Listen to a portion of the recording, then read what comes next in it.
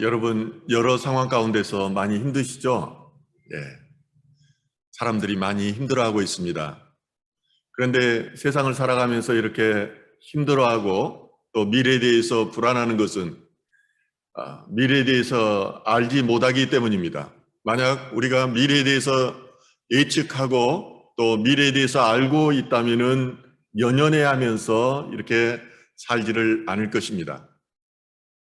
내일 당장 무슨 일이 벌어질지, 내년에 또 가정과 직장에 어떤 변동이 있을지 모르기 때문에 사람들은 염려하면서 산다는 것입니다.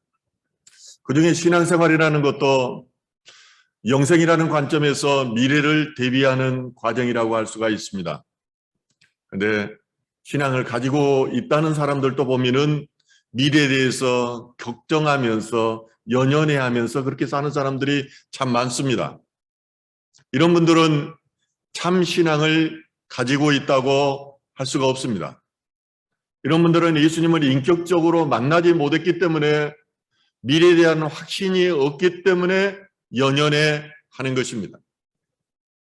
영적으로 천국을 소유하지 못했기 때문에 예수를 믿으면서도 이 땅 가운데서 참 소망과 기쁨을 누리지 못하고 사는 것입니다. 반면에 미래에 대해서 전혀 걱정하지 않고 사는 사람들이 있습니다. 이 사람들은 바로 그리스도의 믿음 안에서 승리를 감당하면서 사는 사람들입니다. 어떤 불행한 일이 이 사람에게만 닥쳐오지 않는 것이 아닙니다. 고난이 이 사람에게만 오는 것이 아닌 것입니다.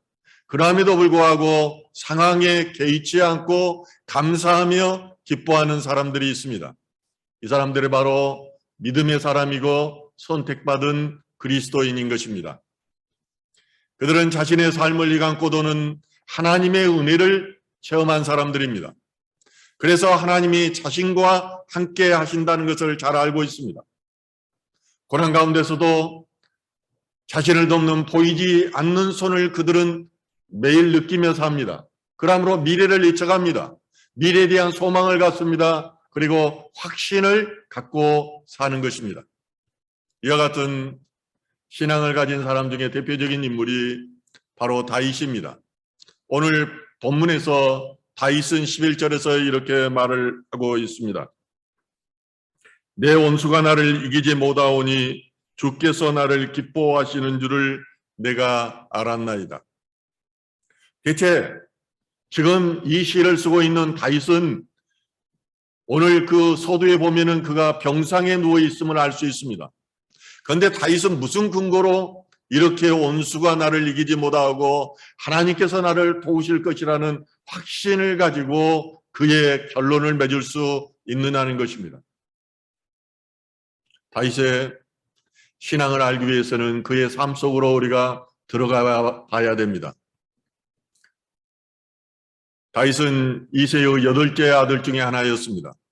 그러나 그의 마음은 늘 진실된 사람이었습니다. 그리고 겸손한 사람이었습니다. 그리고 그의 인생을 보면은 마음속에 항상 하나님을 두고 있었습니다. 마음의 중심에는 하나님이 있었습니다. 그런데 어느 날 이스라엘의 블레셋이 침입해 옵니다. 나라에 큰 위기가 닥친 것입니다. 블레셋은 철기 문화를 가지고 있었습니다. 그렇기 때문에 굉장히 강했습니다. 그런데 중요한 것은 이 철기 문화를 가진 블레셋에 문제가 있는 것이 아니라 그 블레셋을 대표하는 거인인 골리앗에 있었습니다. 그가 이스라엘을 비웃고 있습니다. 하나님을 비웃는 것입니다. 이때 젊은 청년 다윗은 칼과 창을 두려워하지 않았습니다. 오직 하나님의 이름을 의지해서 이걸 하나 들고 맷돌을 들고 그의 앞에 나가게 되는 것입니다. 물맷돌만을 의지해서 블레셋 장군 골리앗을 넘어뜨린 것입니다. 그런데 이런 다윗의 놀라운 승리가 이스라엘 왕이었던 사울 왕의 자존심을 건드리게 됩니다.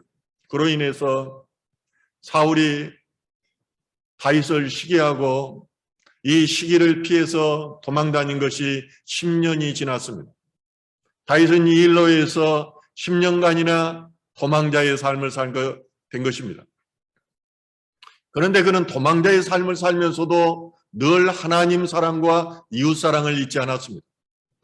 그가 억울하게 아굴랑굴에 도피해 있다는 소식을 듣고 사람들의 입에서 입으로 퍼져나가자 억울함을 당한 사람, 환난을 당한 사람, 그리고 빚진 모든 사람, 온통한 자들이 그에게 몰려오는데 처음에는 한 400여 명 모입니다. 뒤에 성경에 보면은 한 600명까지 이 숫자가 많게 됩니다.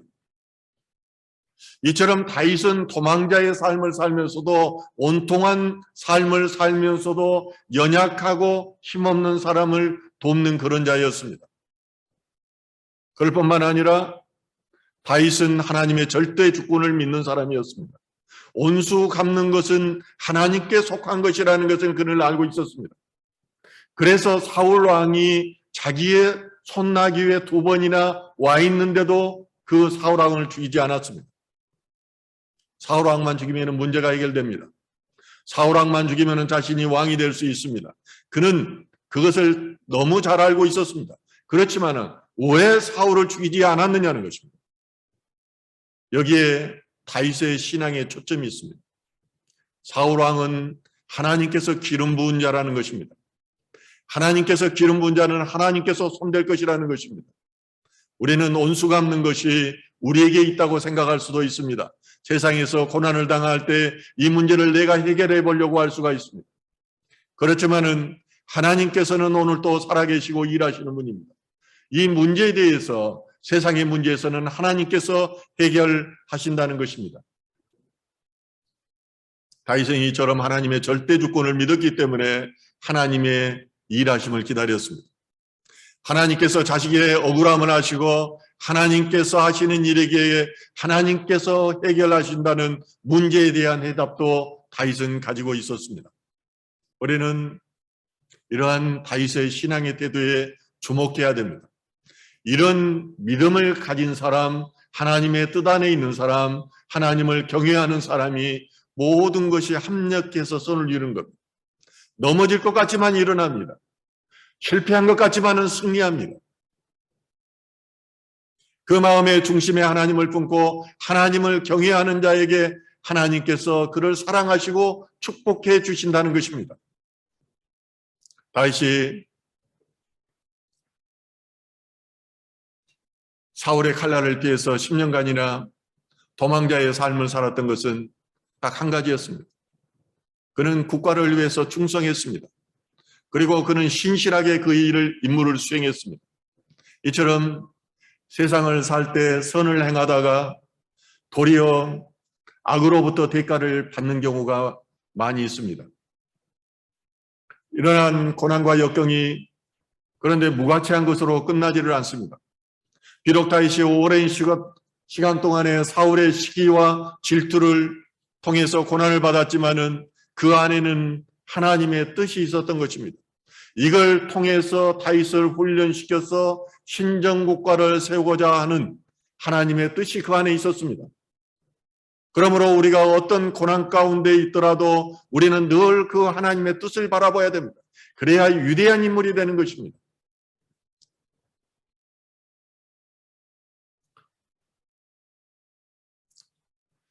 우리가 계획하는 것들이 잘 풀리지 않고 또 약속한 것들이 잘 해결되지 못하는 경우가 우리 인생을 살아보다 보면은 가끔 있을 수 있습니다. 그러나 역경을 통한 하나님의 축복을 우리는 바라봐야 됩니다. 나를 단련시킨 후에 하나님께서 어떻게 사용하실까 하는 그 기대감 속에 살아야 되는 것입니다. 문제는 그 속에서도 내가 하나님 앞에 순종하지 못한 것이 무엇인가? 내가 이 고난의 시간을 더 줄이기 위해서 어떻게 하면 하나님께 더 다가가서 하나님의 일하심을 내가 경험하게 될까? 이걸 생각해야 되는 거예요. 그래서 요한복음 16장 33절에서 이렇게 말하고 있어요. 이것을 너희에게 이르는 것은 너희로 내 안에서 평안을 누리게 하려 함이라. 세상에서는 너희가 환난을 당하나 담대하라. 내가 세상을 이기었노라. 예수님께서 세상을 이기셨어요. 우리가 겪는 고난과 환난에는 하나님의 뜻이 있습니다. 하나님께서는 가장 적절한 때에 그 상황을 역전시킵니다. 그래서 하나님의 뜻을 이루시는 것입니다. 이것을 위해 예수님께서 오셨고 십자가 위에서 사단 마귀를 이기신 것입니다. 우리는 이 믿음을 가져야 됩니다. 예수를 믿는다면은 예수님께서 능력으로 내 안에 나타나셔서 하나하나 이루신다는 것입니다. 사도행전 13장 22절에 이렇게 말합니다. 패하시고 다윗을 왕으로 세우시고 증언하여 이르시되 내가 이새의 아들 다윗을 만나니 내 마음에 맞는 사람이라 내 뜻을 다 이루리라 하시더니,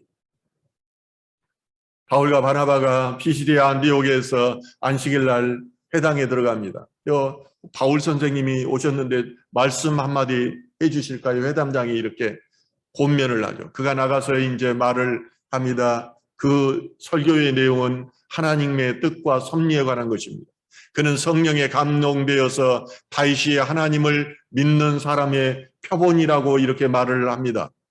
하나님께서는 쫓는 자였던 사울 왕을 패하시고 쫓기는 자였던 다윗을 왕으로 세우셨다는 것입니다. 그럴 뿐만 아니라 하나님께서 그 다윗을 만나고 나서 내 마음에 합한 자라고 말씀하셨다는 것입니다. 이 다윗의 후손 중에서 누가 나옵니까? 예수님이 나옵니다. 예수를 통해서 구원자로 세우셨습니다. 바울은 그걸 지금 말하고 있는 것입니다. 이게 하나님의 뜻이라는 것입니다. 이것이 바로 하나님의 사람을 향한 하나님의 마음인 것입니다. 신앙생활이라는 것은 보이지 않는 것을 통해서 하나님을 보는 것을 의미합니다. 하나님께서 일하시는 것을 보고 보이지 않는 것을 보는 것입니다. 영의 세계는 보이지 않는 것을 믿음으로 복의 실체가 되는 것입니다. 보이지 않는 것을 믿을 때에 복이 이 땅에 임하는 것입니다. 다윗이 바로 그런 사람이었습니다. 그는 자신의 삶을 시간고 도는 하나님의 은혜, 하나님의 일하심을 보고 앞으로 하나님께서 어떻게 하실까를 그는 예측하였습니다. 그러므로 그는 자신의 승리를 장담하였습니다. 내 인생을 살아보니 하나님께서 나와 함께 하신다. 내가 하나님께만 의미하면 그가 내 원수를 무너뜨리고 나를 이기게 하실 것이라는 그런 믿음과 믿음 안에서 오는 확신을 가지고 있었습니다. 이 믿음의 근거를 다윗은 본문의 시에서 두 가지로 말합니다. 첫 번째는 나는 복받은 자라는 것입니다. 본문은 이렇게 시작합니다. 시편 42편 1절입니다. 가난한 자를 보살피는 자에게 복이 있으며 재앙의 날에 여호와께서 그를 건지시리로다. 그는 자기가 자신에게 말함으로 하나님을 찬양하고 있습니다. 그는 가난한 자를 보살피는 자였습니다. 억울한 도피 생활을 하면서도 늘 가난한 자와 함께 했으며 그는 믿음을 저버리지 않는 자였습니다. 이 세상에는 가난한 자에게 무관심하고 심지어 비웃기까지 합니다. 그 이유는 소유 문제가 이 세상의 가치 판단의 기준이 되어버렸기 때문입니다. 하나님이 가치 판단의 그 기준이 되는 것이 아니라 돈이 기준이 되었다는 것입니다. 그러나 하나님은 중심을 보시는 분입니다. 중심을 살피시는 분입니다. 그 하나님께서 가난한 자를 보살피는 자에게 재앙의 날에 똑같이 보상해 준다는 것입니다. 그를 보살펴 준다는 것입니다. 하나님 사랑은 그것이 하나님께 대한 사랑이 있을 때 이웃 사랑으로 드러납니다. 섬기는 자가 되는 것입니다. 예수께서는 소자에게 냉수 한 그릇을 대접한 것이 바로 자신에게 한 일이라고 말씀하십니다. 가난한 자를 도운 경험이 있는 다윗은 자신의 삶을 통해서 하나님의 마음을 알고 있었습니다.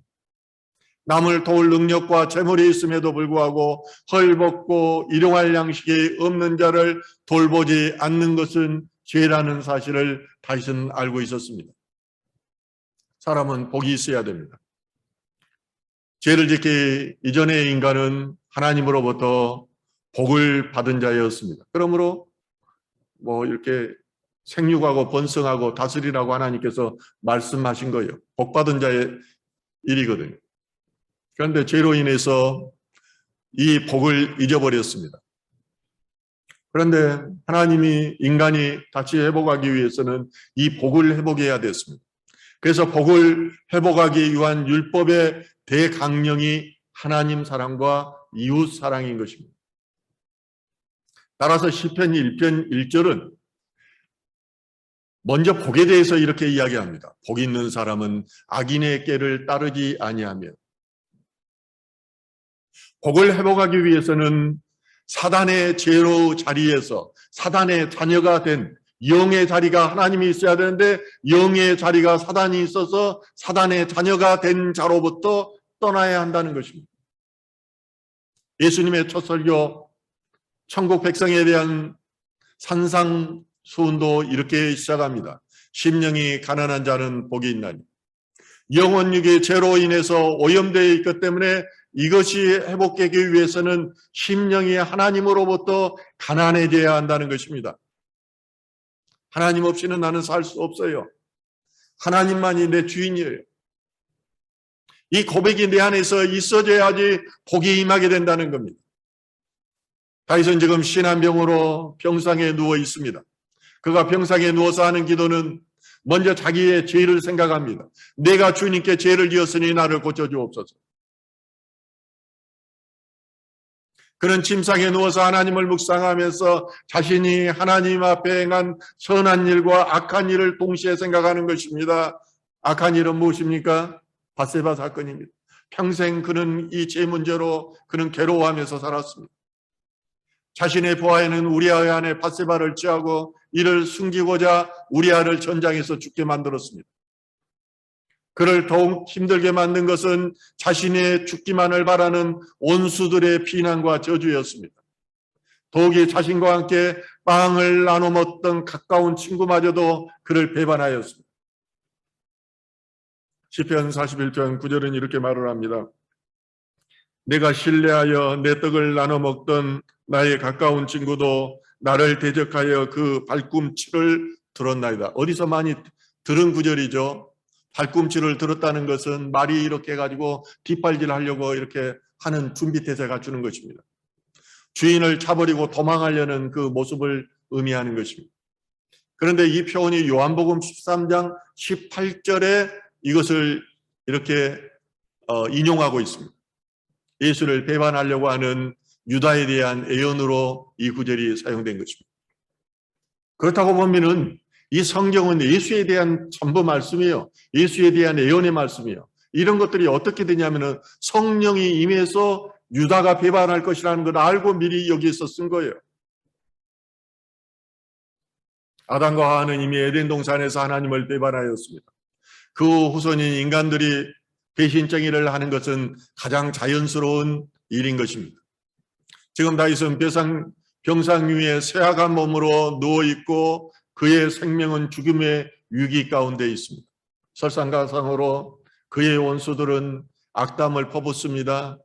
왜냐하면 왕권을 차지하는 과정에서 원수진 사람들도 있었고 또 지리적으로 또 생각이 다른 사람들 여러 원인 때문에 이런 사람들을 다윗을 싫어하는 사람들도 있었을 것입니다.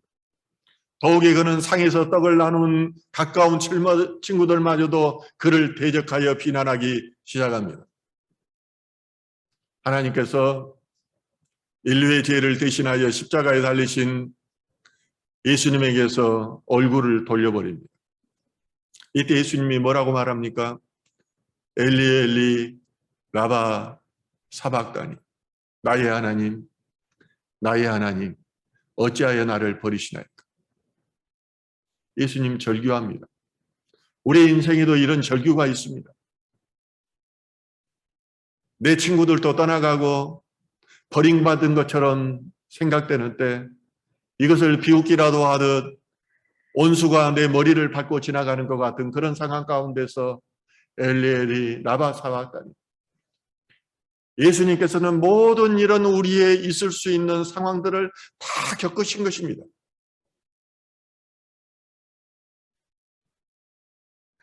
그럼에도 불구하고 다윗이 하나님을 의지하여 승리 있게 하시는 하나님이라는 것을 믿고 있습니다. 이 믿는 것은 바로 자신이 하나님으로부터 선택을 받았고 복받은 자라는 믿음 때문이었습니다. 우리에게도 이런 믿음이 있어야 합니다. 하나님께서 나를 선택하셨다, 나를 부르셨다, 그리고 서울경찰청 교회로 나를 인도하셨다는 믿음이 있어야 됩니다. 그래야 복받은 자로서 승리에 대한 확신을 가질 수 있습니다. 승리할 수 있습니다. 그리 되시길 주님의 이름으로 축원합니다. 두 번째로 다윗의 승리에 대한 확신은 자신이 하나님의 은혜를 입은 자라는 그런 믿음 때문이었습니다. 우리가 신앙생활을 할 때 꼭 우리가 가져야 될 두 가지의 관점이 있습니다. 첫 번째는 비교적 자아와 창조적 자아에 대한 관점입니다. 비교적 자아는 사람을 늘 다른 사람과 비교하는 그런 삶의 태도를 말합니다. 이런 자아를 가진 사람들은 늘 비교하면서 살아갑니다. 그런데 세상에는 아무리 돈을 많이 가져도 자기보다 더 많이 가진 사람들이 있습니다. 권력을 아무리 많이 가져도 더 권력을 많이 가진 사람 앞에 스스로가 낮아지게 되는 것입니다. 그러면은 어떤 의식이 됩니까? 열등의식이 됩니다. 피해의식이 내 안에서 자라납니다. 열등의식, 피해의식이 있는 사람은 하나님을 의지하는 믿음이 불가능하게 됩니다. 그래서 비교적 자아를 가진 사람들은 부정적인 자아가 내 안에서 형성되고 물질에 대한 지나친 추정을 하게 됩니다. 그래서 결국은 육체적, 정신적 질병의 포로가 되는 것입니다. 우리의 영이 하나님으로 채워져야 전인적인 인간은 영혼육이 건강해지는데 내 안에 이전 피해의식과 그리고 이 부정적인 이런 의식이 싹터 있기 때문에 내 몸도 건강해지지가 않는 것입니다. 반면에 창조적 자아를 가진 사람들이 있습니다. 이 사람은 어떻게 생각하냐면요, 나는 하나님의 형상으로 지음받은 존재다. 하나님의 계획 속에 내가 있다. 나는 하나님이 선택한 사람이라는 이 확신을 가지고 있는 사람입니다. 상황이 어떠하든지 간에 창조적 자아를 가진 사람들은 나는 분명히 하나님께서 사랑하기 때문에 결론이 승리하게 된다는 것을 믿는 사람입니다. 그래서 나는 꼭 필요한 사람이라는 생각을 가지면서 사는 사람입니다. 이런 사람들은 반드시 승리하게 되어 있습니다. 그런데 다윗은 이런 창조적 자아를 가진 사람이었습니다. 병상에 누웠고 상황이 최악이고 그가 비웃음거리를 당하고 있지만은 반드시 승리한다는 것을 그는 믿었던 것입니다. 두 번째로 공로의식과 은혜의식의 두 가지가 있습니다. 공로의식을 가진 사람은 일반적으로 내가 힘들게 이루었다는 그런 자기 치하의식을 가지고 있습니다. 가난하게 살았던 사람들이 내 힘으로 이루었다고 생각하는 사람들은 얼마나 인색한지 모릅니다. 타인에게도 인색할 뿐만 아니라 자기에도 인색합니다. 이런 사람들은 마음의 평안이 또한 없습니다. 공로의식의 한 가운데는 자신의 이런 공로에 대한 보상 심리가 담겨져 있기 때문입니다. 나는 내가 이루었는데, 내가 힘들게 했는데 왜 내가 남에게 이것을 나누어 줘야 되는가? 이런 것이 있는 것입니다. 반면에 은혜의식 속에 살아가는 사람들이 있습니다. 이것은 내가 이룬 것이 아니라 하나님께서 하셨다. 하나님께서 이루었다고 늘 고백하는 사람입니다. 이런 사람은 불안할 것이 없습니다. 우울할 것이 없습니다. 모두가 하나님께서 도우심이라고 고백했기 때문에 어떤 상황 가운데서도 감사와 기쁨이 넘쳐나는 것입니다. 값도 없도 주신 하나님의 은혜를 갖기 위해서 하나님께 충성하는 것입니다. 이 충성이 믿음입니다. 그리고 값도 없이 주셨기 때문에 주신 것을 하나님께 갖기 위해서 이웃사랑으로 표현되는 것입니다. 바울은 이 예수님을 인격적으로 만나고 나서 이 은혜의식으로 가득 채워졌습니다. 그래서 하나님이 위의 것은 다 배설물로 여겼습니다. 자기가 가졌던 지금 같은 미국 시민권, 하버드 대학 졸업자, 그리고 자기 가문, 그 외에 자기가 쌓아왔던 북이 똥이라고 생각한 사람입니다. 그리고 철저하게 하나님 앞에 그가 순종할 수 있었던 것은 전적으로 내가 은혜에 사로잡힌 자, 나는 저주받아서 지옥으로 갈 수밖에 없는 작은 자였는데 하나님께서 나를 선택하여서 이렇게 사용하여 주셨다는 그 은혜의식이 그 안에 넘쳐났기 때문입니다. 욥의 인생도 마찬가지입니다. 사단은 온전한 욥을 하나님께 참소하여서 그의 부인을 제외하고 자식과 종들과 재산을 몽땅 가져가 버립니다. 나중에는 그 부인마저도 저주하며 떠납니다. 그럼에도 욥은 그것에 반응하기보다 하나님께 찬송을 올립니다. 그런데 욥은 또 한 번 하나님께 참소합니다. 욥의 발바닥에서부터 정수리까지 이 종기가 나게 해서 견딜 수 없는 가려움증에 시달리게 만듭니다. 그런데 놀랍게도 욥의 고백이 있습니다. 욥기 2장 10절에 보면 우리가 하나님께 복을 받았은즉 화도 받지 아니하겠느냐. 이처럼 은혜의식 속에 있는 사람은 다니엘의 세 친구가 고백했던 것처럼 그리 아니하실지라도 그렇게 고백합니다. 이런 믿음을 갖고 있습니다. 어떤 환경 속에서도 절대 긍정의 삶을 살아가는 것입니다. 다윗이 그랬습니다. 그는 견딜 수 없는 정신적, 육체적 고통 가운데 그가 지금 있습니다. 그러나 하나님께 받은 그 은혜의식을 그는 안고 있습니다. 골리앗의 칼날로부터 지키신 하나님, 사울의 그 3,000여 명이나 되는 군중들이 찾아왔을 때도 자기의 목숨을 빼앗지 못했던 그 나를 보호하신 그 하나님의 일하심과 역사하심, 이것을 보면서 앞으로 하나님께서 나를 지키시고 보호하셔서 하나님의 온전하신 승리, 온전하신 뜻을 이루실 것이라는 그의 확신이 있었습니다. 하루 이틀 사이에 이거 이루어진 게 아닙니다. 그의 몇십 년의 과정을 통해서 보고 듣고 느꼈던 그 하나님을 통해서 그가 갖는 것입니다. 그러므로 본문 4절과 10절은 이렇게 말합니다. 여호와여 내게 은혜를 베푸소서.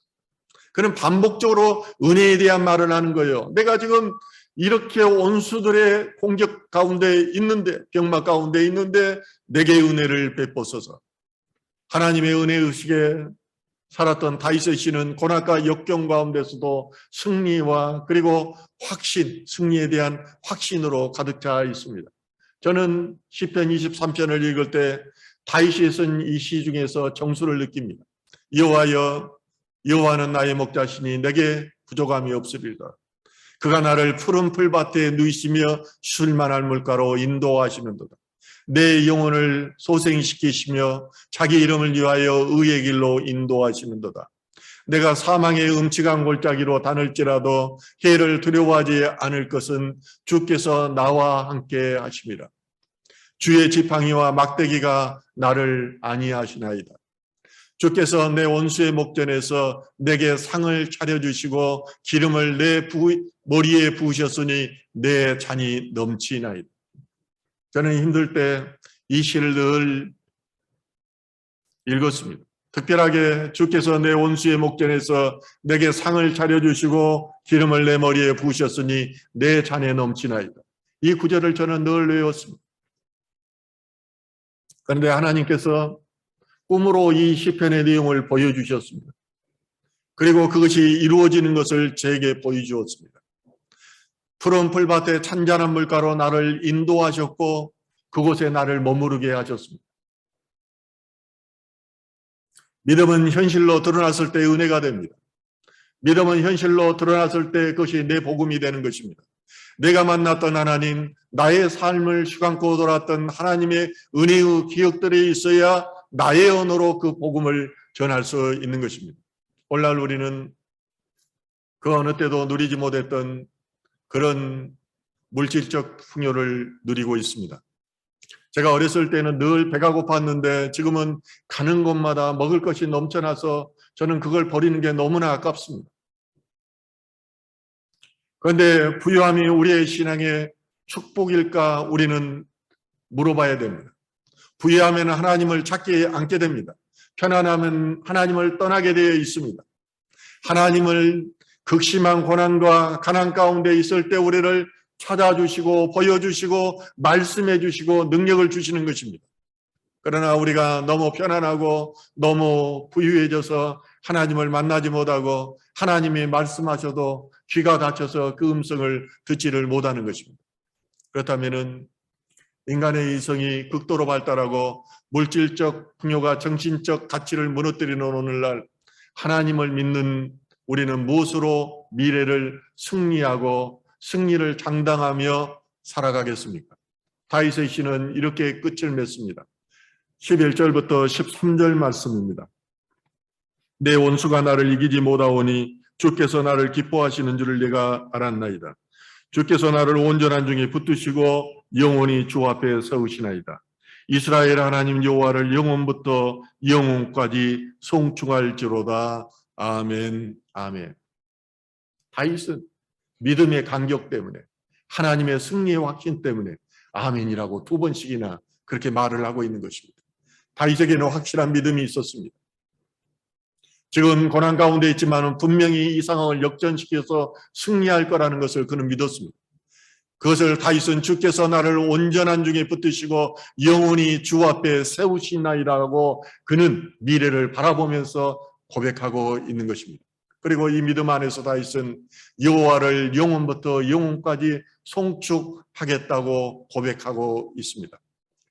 우리가 정말 살아계신 하나님을 믿는다면 이런 고백이 있어야 합니다. 하나님이 나를 붙들고 있다는 사실을 믿어야 합니다. 하나님께서 이 상황을 역전시켜서 다시 세울 것이라는 사실을 믿어야 합니다. 이러한 고백이 있을 때 풍요 속의 빈곤, 군중 속에서의 고독을 느끼며 살아가는 우리들 앞에 기쁨과 평화로 가득하게 될 것입니다. 미래를 불안해하며 힘들게 살아가는 나의 삶이 기대와 소망으로 넘쳐나게 될 것입니다. 이러한 믿음이 저와 여러분 가운데 있어지기를 주님의 이름으로 축원드립니다.